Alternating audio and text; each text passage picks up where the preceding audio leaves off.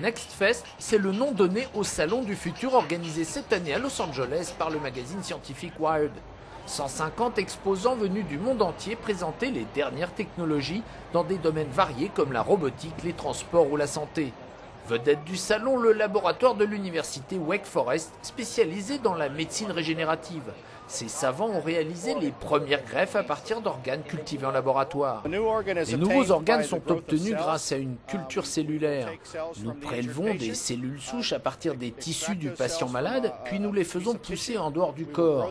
Ensuite, nous les mettons dans une sorte de moule pour les mettre en forme, puis nous les plaçons dans un bioréacteur pour les muscler avant de procéder à la greffe sur le patient. Cette technologie vient d'être appliquée pour la première fois sur des humains.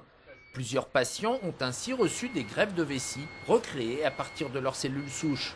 Une expérience futuriste qui jusqu'à présent n'avait réussi que sur des animaux et qui pourrait être étendue à d'autres organes. Faire pousser des organes, ce n'est plus de la science-fiction.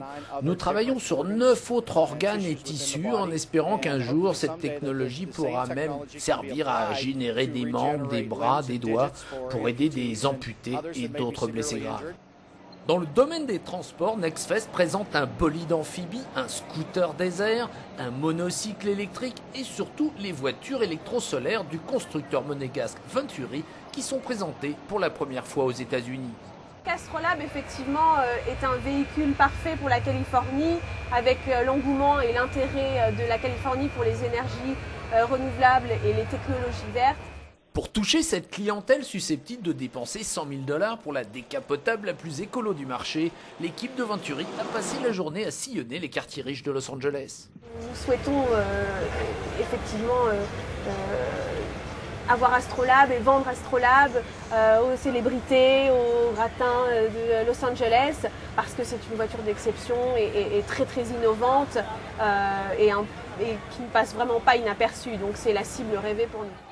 Côté robotique, la tendance est aux androïdes capables d'expression faciale, comme par exemple cette incarnation d'un célèbre prix Nobel de physique devenu danseur de hip-hop.